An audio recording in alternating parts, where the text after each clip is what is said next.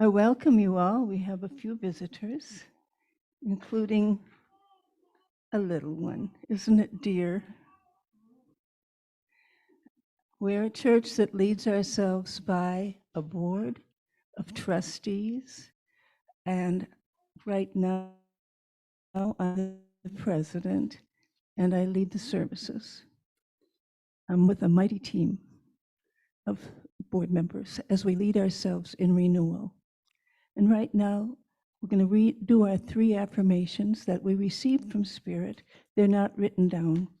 You're going to repeat after me. At the beginning of January, we received these 3 affirmations. So, joyful teamwork is our way. Joyful teamwork is our way. Listening kindly is our path. Listening kindly is our path. We are in renewal together. We are in renewal together.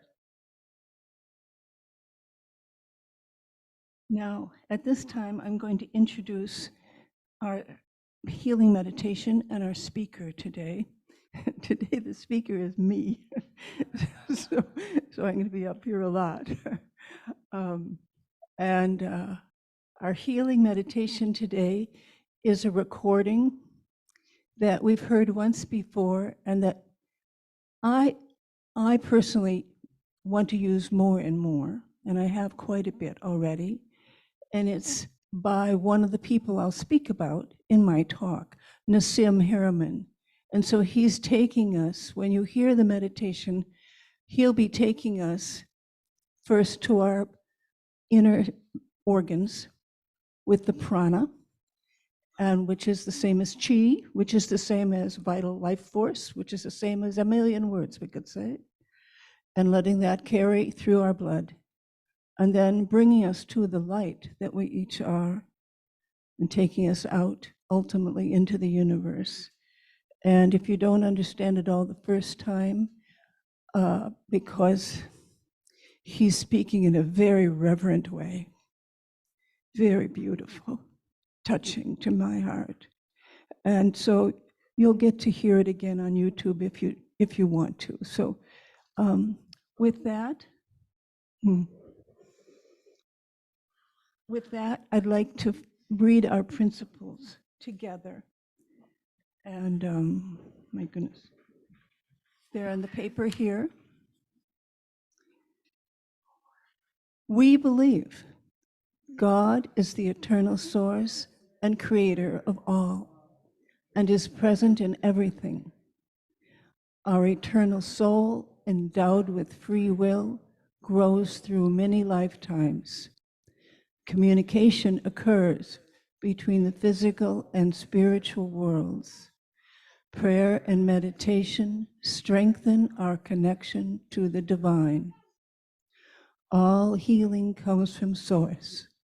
Seeking this for ourselves and compassion for others suffering is the highest priority. Because we are all one, what we do unto others, we do unto ourselves. The choice of love is always open for every soul. Living these principles leads us to grow in divine love.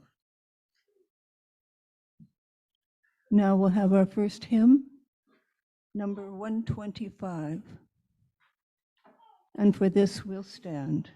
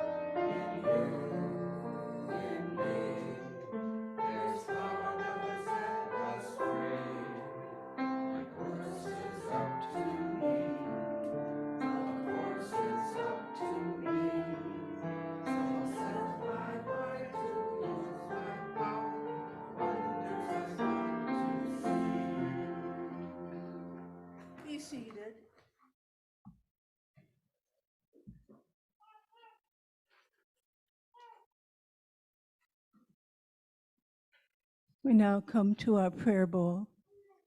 It's here alive all the time, so anytime during the week, if you want to, with your intention and your prayers, place something in the bowl, you're very capable of doing it, and it's here to accept it. But today I'd like to also know who has any prayers they would like us to support you with today. Stand, please.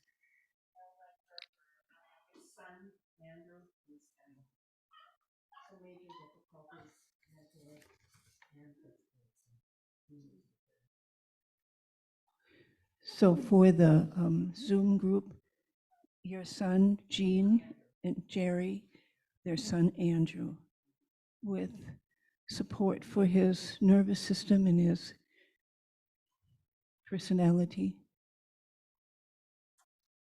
Anybody else? I'd just like to place my husband back in the circle of love and hope that he finds the right place to be. Jan's husband, Harland, she would like him to be in the right place with our love and prayers.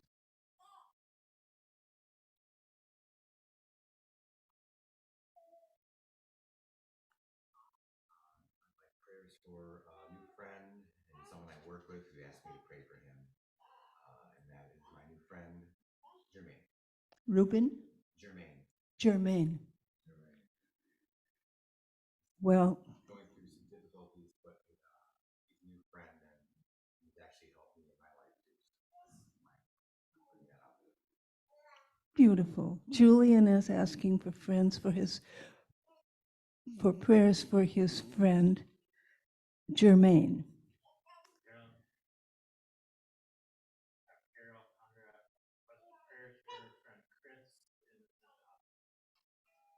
Her friend Chris, what? Who's in Essentia Hospital. Oh, Carol Condrath's friend Chris, who's now in the hospital at Essentia. Prayers for her. My sister Heidi and all of our family, and she's in Arizona, so we don't see each other, probably won't. But she is struggling or coping with long COVID and probably fading a lot. So we probably will not see each other again. Oh my. Carol is asking for prayers for her sister Heidi in Arizona, coping with long COVID and not doing well, maybe closer to transition. Yeah, Morocco in the world is having a tremendous time. There's thousands of people being injured through an earthquake. So prayers for them in Morocco. Thank you. Jerry asks prayers for the people in Morocco for the big earthquake.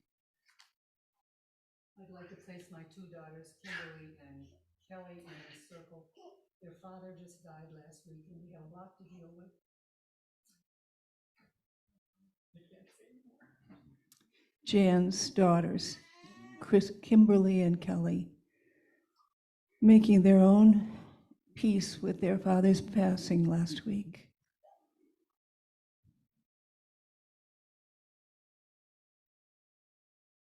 And as always, let's pray for the earth and all of her beings, humanity and all of nature, all the suffering, all the struggling, and all the greatness that she's also carrying and that we're carrying with her. Indeed. So now we'll see if anybody else has something to add. And so what will happen now is we'll have some moments of prayer for these concerns, and then we'll have the guided meditation. And then I'll speak. So we're going to sing in the silence, number 74.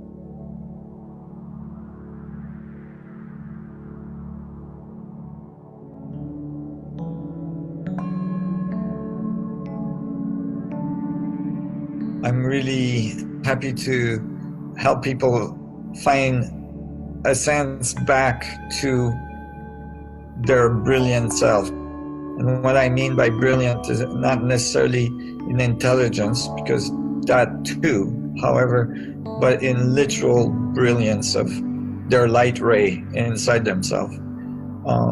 And that, you know, is an effort I have to make myself every day, because it's so critical. And so if we close our eyes and take deep breath, exhaling by the mouth,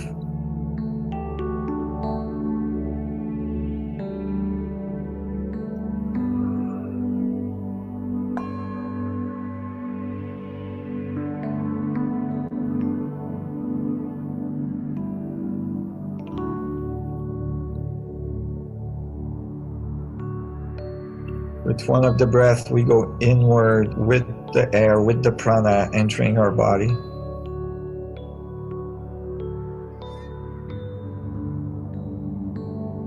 Into the center of our being through our lungs and through the exchange with the blood at the surface of the lungs and into our heart through the bloodstream.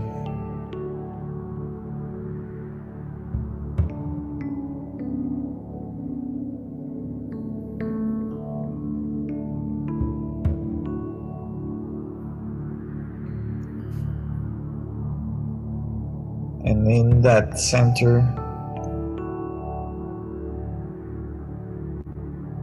we go to the very center of our being,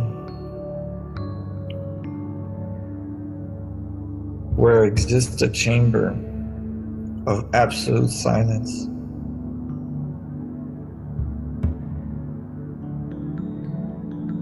Like a chapel that only you can go to.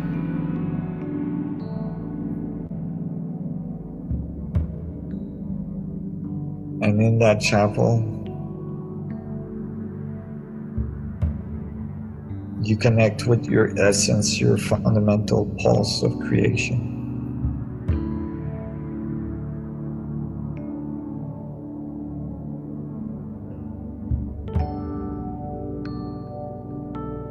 The beat of your experience, the beat of your existence.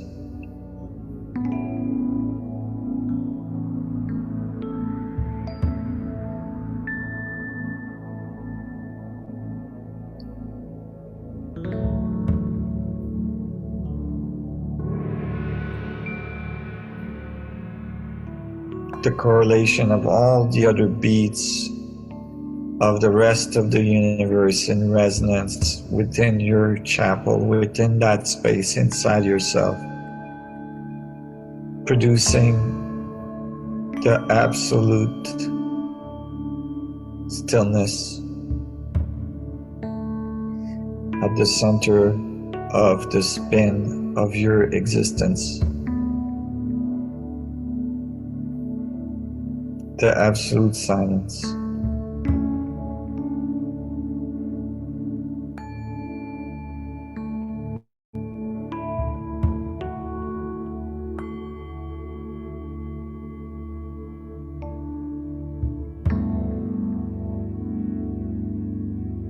And from that point of energy, from that place of silence, that center potential energy that has the potential energy of all of the spin of your existence, you radiate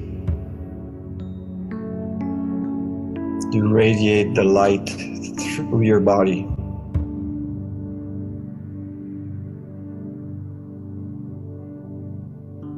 Through every part of your body, through every organ in your body, through every cell in your body, to all of the fluids of your body, through all the intercellular fluids and all of the blood and every one of your cells.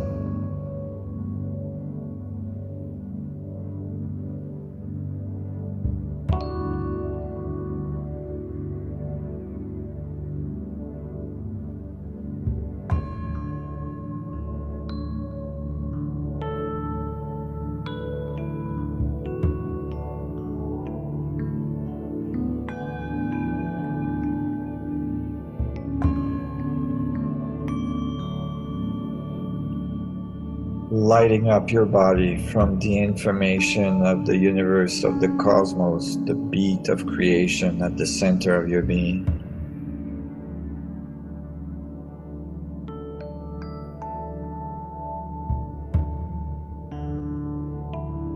And lighting up the space all around your body.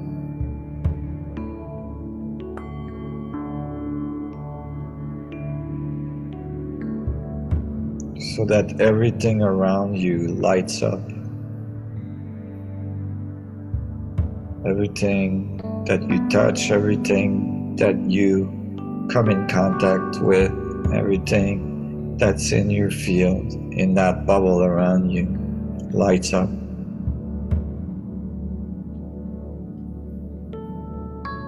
Through the infinite power of the singularity at the center of your body, channeling the universal forces.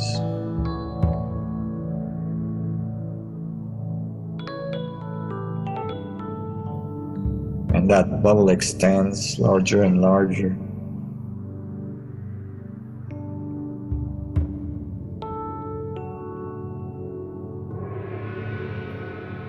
Modifying all the space around you.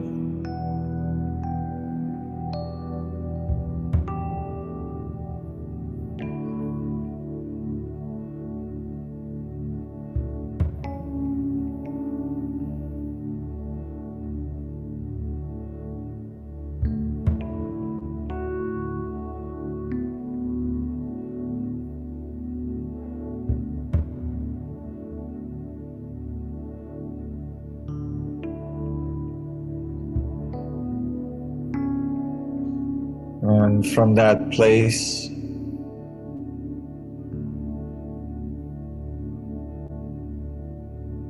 you connect to the morphogenetic field.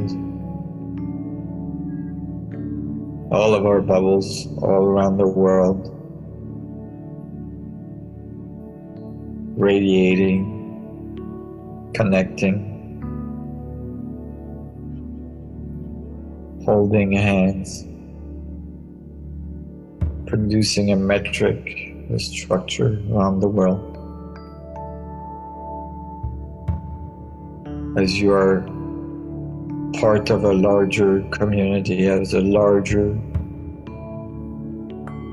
network, and from there, from that state of connection, of self-powering,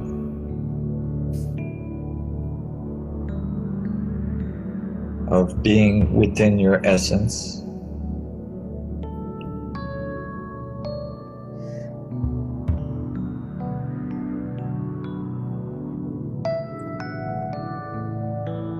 we radiate in the world our light and into the cosmos to transform all of the world.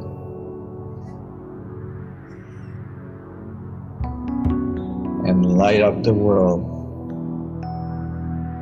for all of the communities to see the transformation occurring on Earth, individually and collectively.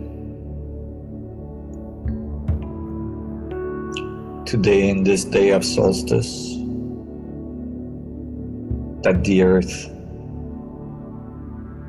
transcend its limitation into the abundant field of creation,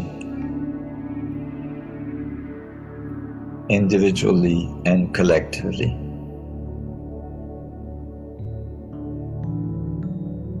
Aho.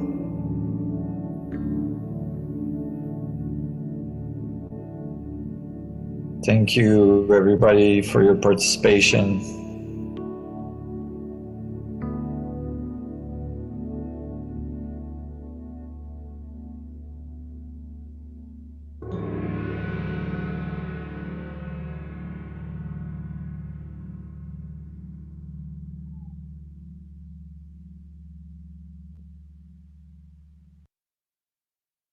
Welcome back.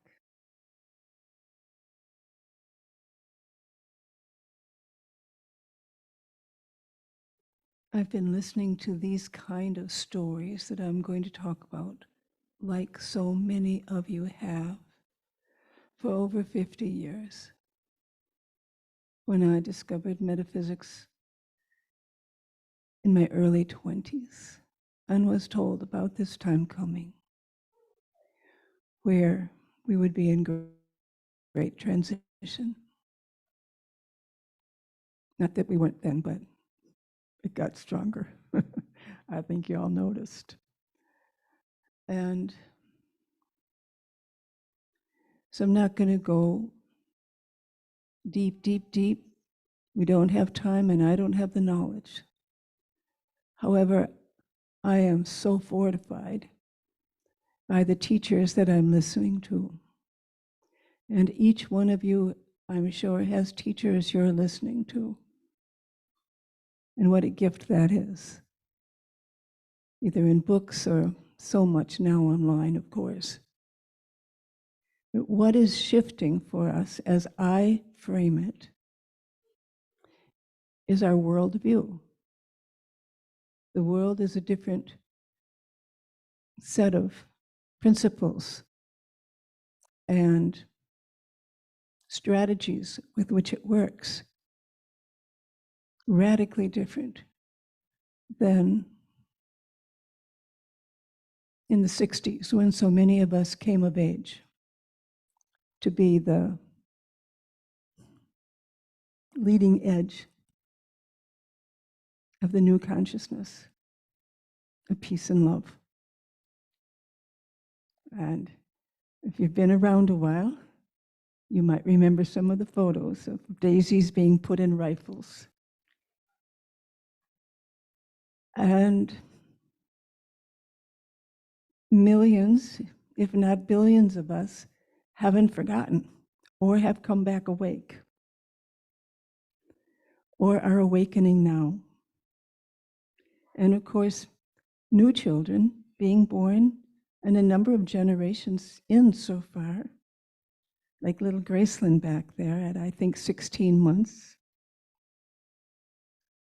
already are carrying so much new consciousness and are wired differently in many ways, many of them. So we're really definitely going to be intergenerationally continuing together. Not that we haven't been, but more and more forever. It's a team opportunity of collective consciousness. And what Nassim just mentioned in the meditation is that there's a field. There's a field of sentience, of love, of interconnectedness throughout the whole universe. And one of the ways to talk about it is plasma. The same word is in our blood, however. It's also the name of the super liquid gas, as what Nassim has referred to it once as, that is pre-matter and that fills the universe 99.9%. And the rest of that is the solid masses. So to learn that we're surrounded not with empty space, we're surrounded and live within plasma. And it's in every one of our cells also. And we have trillions of cells, each of us. So that plasma tells us, shows us that everything is alive, everything is connected, and everything responds to love. And plasma was brought to my attention through Robert Temple, who wrote a book about it, and he's a very scholarly, respected scientist, and he does refer to the fact that plasma was named and seen, I don't know if it had the name plasma, but it was known about maybe 60 years ago already, but the word didn't really get out. And so I encountered that last summer, I think, or maybe last winter. We all know about time being a little bit swimmy. And now we're getting reports that water is sentient also, that water is profoundly high consciousness, has memory, can communicate. This is work springing off of Dr. Emoto's work, where we all encountered the capacity of water to carry emotion. And many of us put little notes of paper on a jar of water: love, forgiveness, peace, joy. Now it's gone much deeper. There's a woman in New Zealand, Beta Austin, who is doing immense research on this. She's approaching it as a research scientist.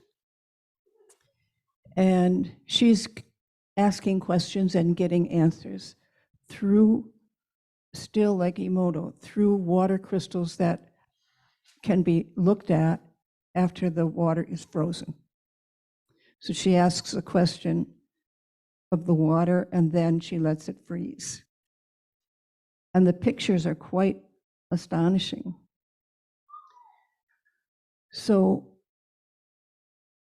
we are realizing through what Nassim Haramein calls the unified field theory. And he's a physicist. I didn't used to really understand what a physicist is until I started reading about him. And what's interesting about him is that he's been guided to make discoveries as, well, what you work with in physics is math, it turns out. It's all math, lots of it. And he didn't go to college. He had an unusual background. He was brought up in Montreal. It's pretty clear I kind of got him in my understanding that maybe he might be in his 60s, maybe 50s. And he was an outcast at school because he looks foreign. I think he's Palestinian. His father, it turns out, was a renowned child psychologist in the university. And he had this son who was bullied, wasn't able to fit in. And Nassim tells us that at 11, he started to meditate. I can only imagine his parents had something to do with that. He started to meditate, and he's meditated ever since.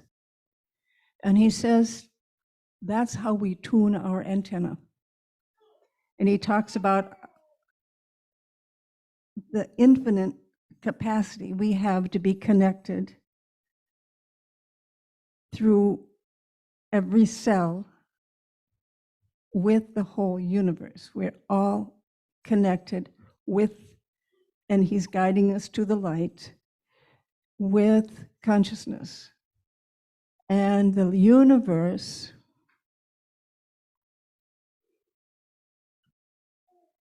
is communicating with itself continuously and is learning. So the universe is evolutionary path, just like us, because we're all part of it. And I think that means the moss. That means the plasma in the space. That means everything is connected at the sub-Planck level, Planck. It's the smallest thing they have found. And there are, I don't remember exactly, but it's more than millions, I think, Plancks in each cell, or even in an atom. You have to get really tiny. And at that sub-Planck level,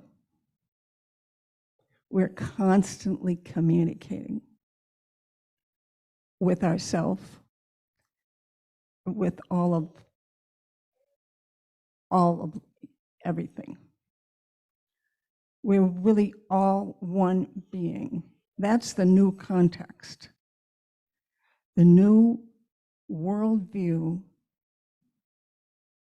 And it aligns with lots of things we've been saying, that we are connected, right? That we are light, that our thoughts shape our reality, and so on. We've had gestures and capacity to accept this for decades.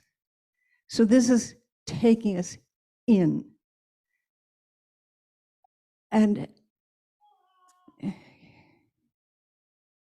allowing us to have a much bigger view of our life and of our future. And what he's just done recently, I'll finish a little bit of the story about his life. So he didn't go to college. We assume he graduated from high school. He didn't go to college. He became a ski instructor. He surfs the biggest waves. He's a mountain climber. That's what he did. I think for about 20 years. And at some point, I have no idea, he followed his inner passion and started doing math a lot. Probably never stopped, I don't know. But what he started to discover was that he had a different version of how physics works than the PhD trained physicists. And he was going back to Einstein, and he says Einstein had beginning pieces of this, but he didn't have some of the parts. And of course, Nassim has access to a level of testing, science, laboratories that Einstein didn't have. And it wasn't time yet, evidently, you know, but here he is, and he's been communicating with the public all along because he is not in the mainstream. He still doesn't have a degree. So that doesn't really make it easy for the formal sciences to accept him. He lived in California for some time, and he started an online, in person. He had a laboratory. He had people working in a laboratory where you do tests and science stuff. And he also started what he called the Resonance Academy, in how to talk about the interconnected universe. And now, in only the last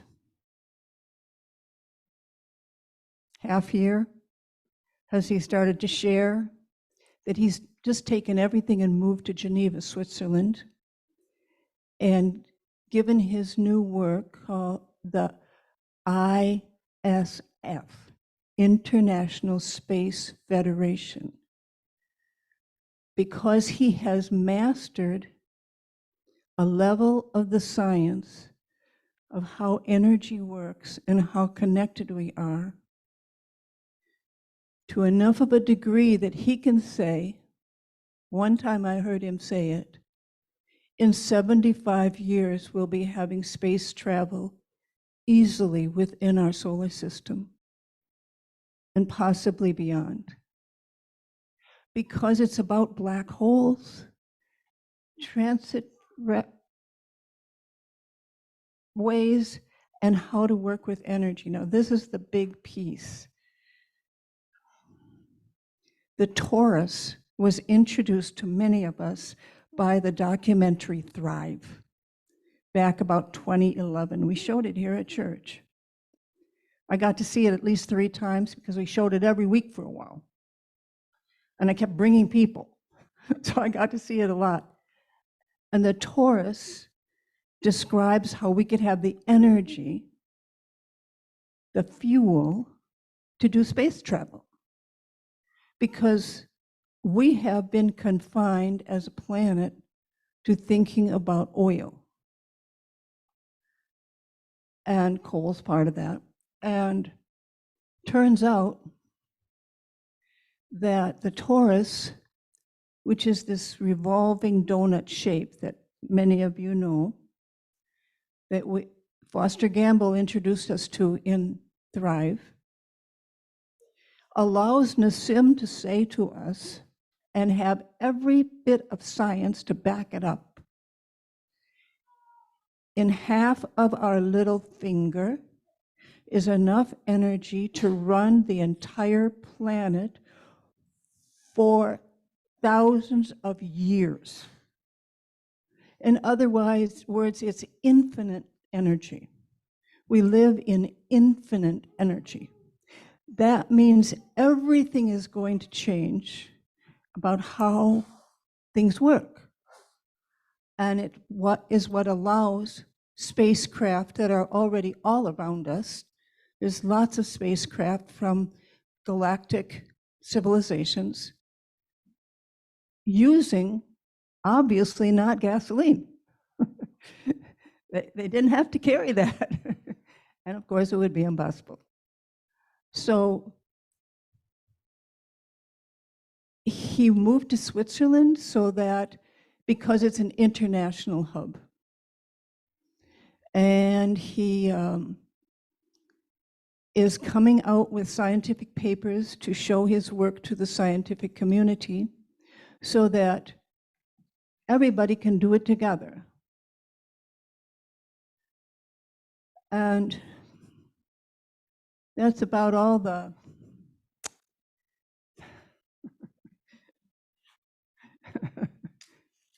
here's the notes. We didn't do much of it yet. But I did a lot of it. But there are teachers along the way, all of them helping us. I'm going to mention astrology here, which used to be a real,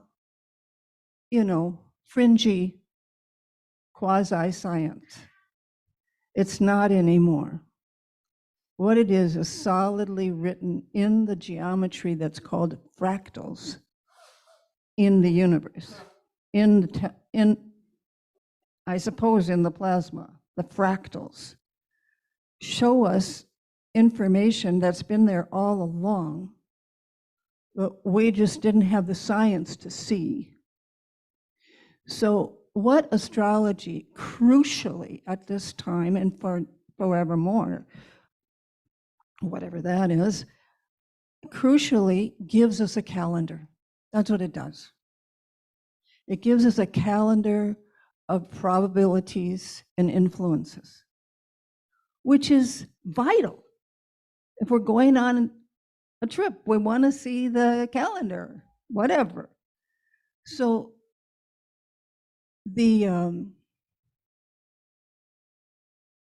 calendar says that this time has been predicted, and the calendar says that we're getting a lot of support from the greater cosmos. Every 12,000 years, we pass through a photon belt, a very high resonance, very high consciousness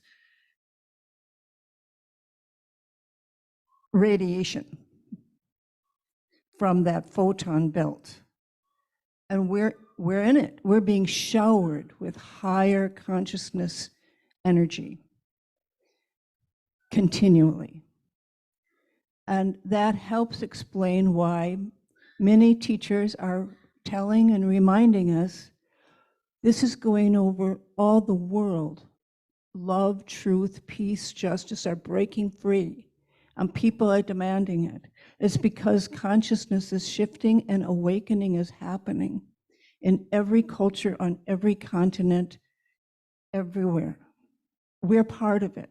That's another part of our context, that we're part of a time of awakening.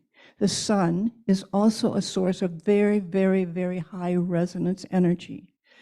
And I'm going to make only a gesture at the numbers, but let's just say 10 years ago, there was one solar flare a month. Let's just say that.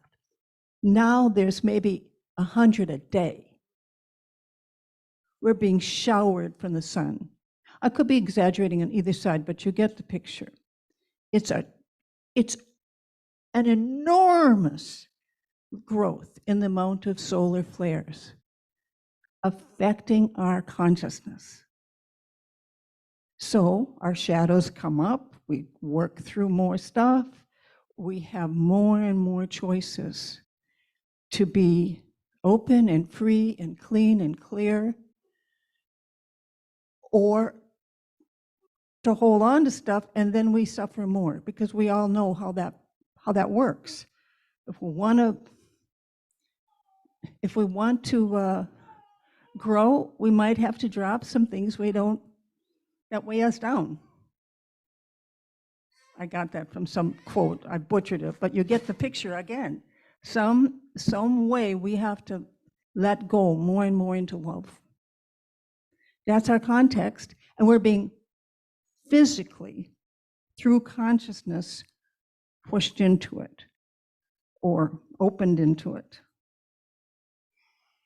So that's the astrology piece. Pam Gregory is, in the Western world at least, is our lead astrologer, it seems. She's done it many lifetimes, and she is taking a leadership role by investigating, being open to many different breakthrough people that she interviews, often on their channel. But if we search her, we find these people. That's where the water people are. There's also a man with water besides Veda Austin in New Zealand, a man in New Mexico who started out as a fisherman in his 20s. And now he's been guided through meditation to show us how we can clean all the waters of all the oceans through consciousness. And he has a protocol. Very amazing potential for our context on Earth. I want to say one other thing. It seems sort of random, but I don't think it is. We have some people, and of course there's thousands more that I don't know about, but I know 3, 4, okay?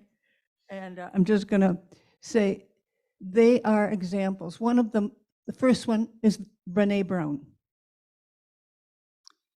Next one is Esther Perel. Brené Brown is the self. All the ways that shame and all of its cousins have affected us have been her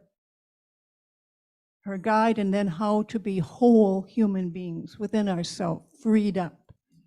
Amazing work.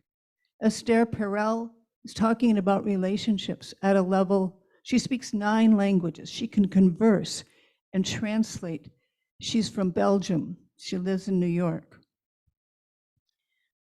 It means her mind can hold so many kinds of cultures, mores. And the next one I'm going to say for me is Nassim Haramein. Now, what's common about all 3 of these is not only are they all brilliant, there are lots of brilliant people and we need all of us. However, they are brilliant and they are good at sharing. And they're good at, their minds can all carry such incredible amounts of information and just calmly sit there in a conversation and just peel it off in a way that brilliant and articulate and loving people can do, because they all do it totally humbly, totally as if, of course, it's their natural human being self. And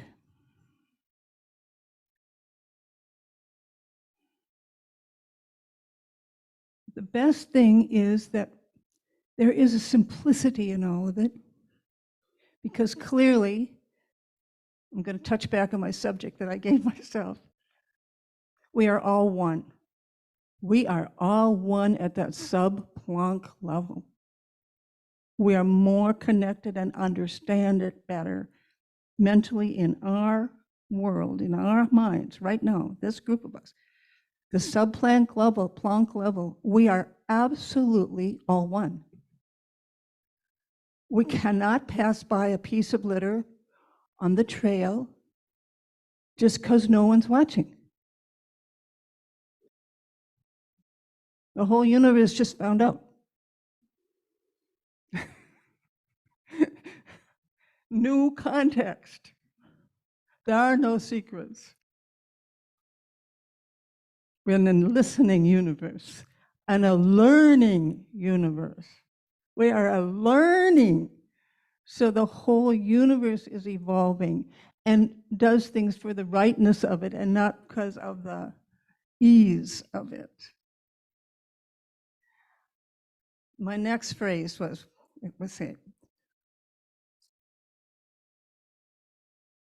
we are not alone.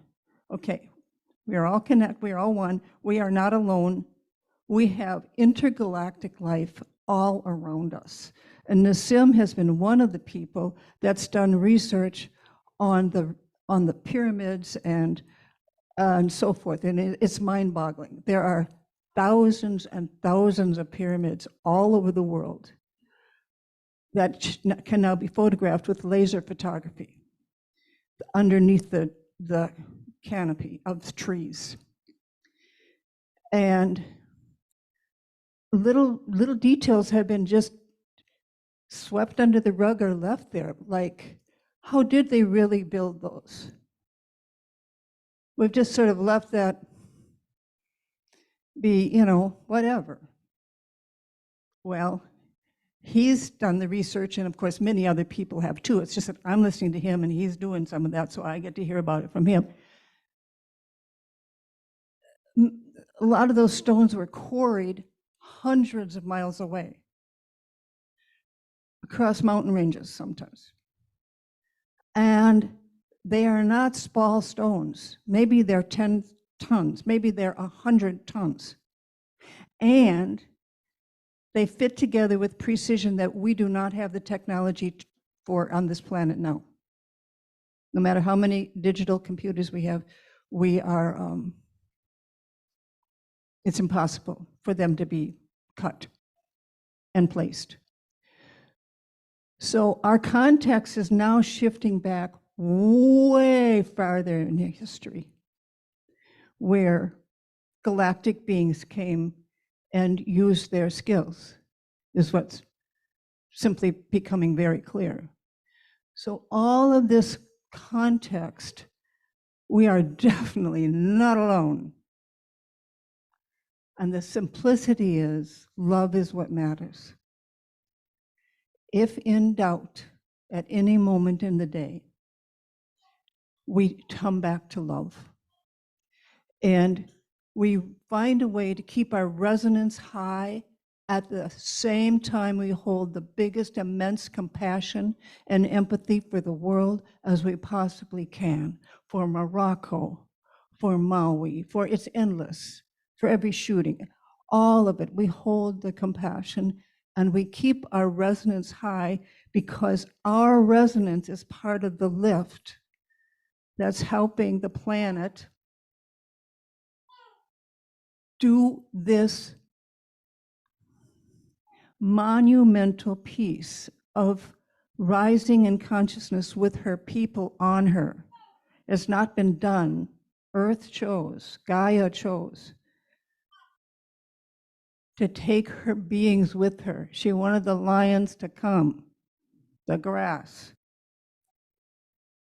the people, humanity to come with. And we all volunteered to be here now. So when we say it's hard, let's keep the context alive because we signed up and that we're here to beam it out. And I heard from our wonderful Carol here that Cryon had just put out an image, and then I saw it on YouTube too, that one way to keep our resonance high is go back to our joyful babyhood, right? Little Graceland. And I asked for something, and I immediately got a colorful silk kite way up so high I couldn't see it except dancing colors. And that was an image and a feeling that was given to me. And right now, I just shot up there just because I thought of that image. So we can ask as well, of course. But the going back to childhood, baby, happy baby, because we all know there are babies that don't get to be happy. But happy baby, that's a good one too. I don't know, folks. That's what I've got. That's where I'll stop. And I had intended that we'd have time for some comments. However, what I'm going to ask for is a simple show of hands. How many of us might like to spend an afternoon together, talking together, sharing, maybe watching some screen? We could be in this room, we'd have the screen, we could look at some things. And I and anybody else who wanted to join me, certainly Steve. Steve is my mentor, and he takes his own rabbit holes, and I take mine. And so how many of you want to consider all this more with the consciousness shifting going on for ourselves and for a role of a community like ours that is committed to love and that we know holds a place potentially in a responsibility to our community to be a place people can talk about these things and maybe learn a little more too. So how many of you would like an afternoon sometime or a morning or whatever we would figure out to dive into this a little more? Okay, that's quite a few. It would be enough to do it, wouldn't it? So that's the close. And now we will have our next hymn. Yeah, and then we'll have our offering. But first we'll sing. And it's number 153.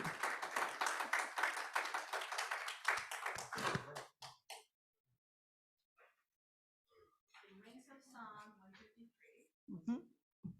And we can stand.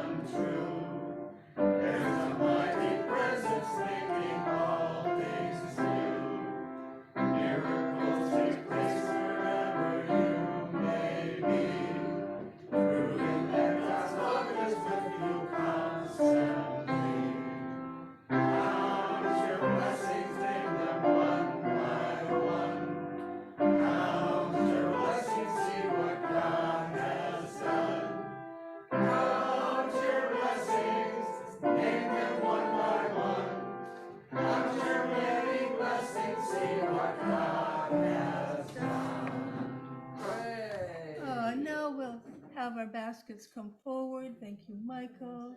Somebody might help Michael for our offering.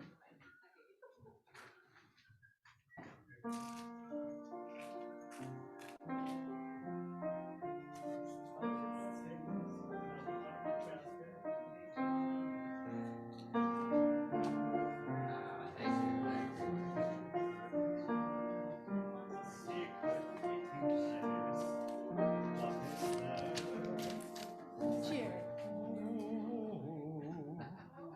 Thank you, Mary. I'm going to stand here with us. Jerry will say after that. Whoever sings the sound. Okay, here we go. There we go.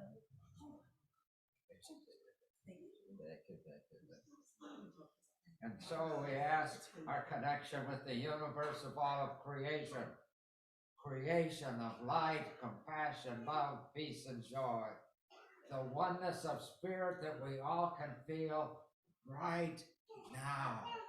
Thank you, thank you, thank you. God's many blessings. Be together now. One, one, one. Amen, amen, amen. Amen. Thank you, Jerry. Thank you.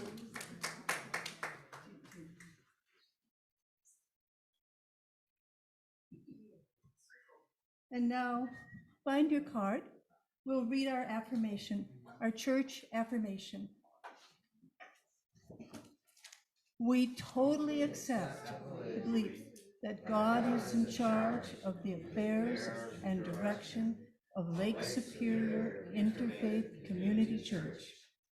We know that as our thoughts and just and joyful anticipation join in harmony with the thoughts of all the members of this fellowship, we attract the right ministerial leadership to our spiritual community, and we are grateful. Oh, thank you all. Come together for a circle. All together. All together. Good morning, dear. Good morning, good morning. Good morning, good morning, good morning, good morning. Good morning, good morning. All together. Here. With our guest. Okay. Our guest set. Okay, here we are. Okay.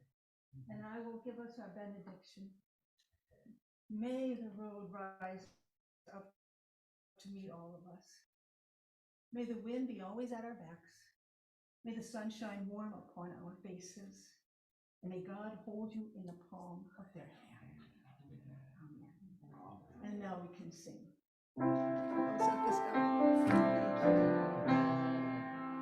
I'll be with you till we meet again. By His counsels I uphold you.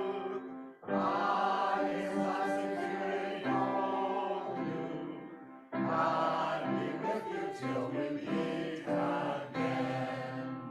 I'll be with you till we